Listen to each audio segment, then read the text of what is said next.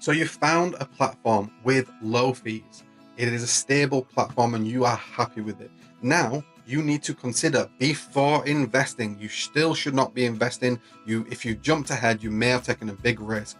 But what you should now look at is the tax wrapper. I mentioned previously about pensions being a tax wrapper. A pension account is just an account like a bank account, but it has a wrapper with terms and conditions that are wrapped around it. These terms and conditions come with their own benefits. The same is for other tax wrappers. In the UK, we have the ISA.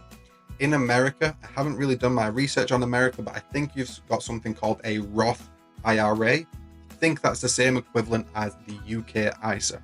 So with the UK ISA, it is a tax wrapper again that wraps around an account. You will put your money into that account. The terms and conditions are, with regards to an ISA, there is an annual limit of what you can invest into an ISA, and that is, as of 2024, that is £20,000. We can go into so much detail about ISAs and different styles of ISAs, but remember, this section is on investing basics. So I'm going to talk to you about a stocks and shares ISA. This is the ISA that you can invest in a tax wrapper where it is tax free. You can take money out tax free. If you do not invest in an ISA, then the gains that you get out of your investments a long way down the road, let's say you've got £100,000, you will be taxed on those gains if you did not put them in a tax wrapper. So you should put them in a tax wrapper. If you are taxed, that is reducing your returns that you receive. That's taking away from that. So put your money into a tax wrapper. Try your best to maximize out that tax wrapper every single year.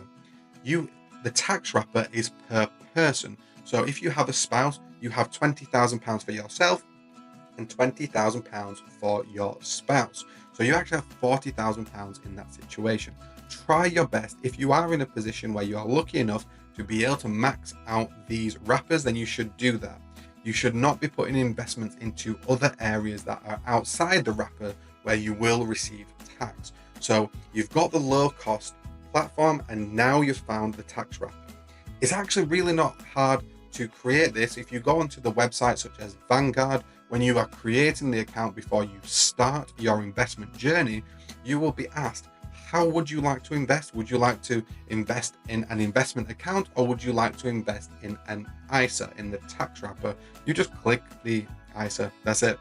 It's the same. You're not actually doing anything extra to have these funds in an ISA. You're just clicking a different option on the screen. So it may seem complicated having a tax wrapper, but it really isn't. It's just selecting a different option on the screen. Now, I will tell you that you should only have your ISA on one platform at one time. You should not be opening an ISA on one platform and then another and another and another. So open your ISA on one low-cost platform and only use that platform, that website such as Vanguard, for that one ISA. And just invest in that. Don't wander off and get individual stocks, because I've told you before, you'll probably fail. Most people fail in this place. I've done the same. I'm sure you'll get the bug and want to start getting into it. I did that and I also failed. I used a little bit of my money, mainly using an ISA in the index funds and growing in the background, but I did take small amounts of risk with other little bits of money. And I realized from my own example, from my own experience, even though I was told it's a terrible idea, of course I wanted to try and see if I could outplay the market. Of course I couldn't, because no one can. So just don't even bother. Just learn from my experience and don't bother with that area. Just invest in the index fund in a low cost platform, in a secure platform, and select the option for an ISA or an equivalent tax wrapper depending on your country. It's as simple as that. You just create your account and say, I'm investing in an ISA or a tax wrapper. That's it. It's just a different option to select. So you want to select that option when creating your account on the platform.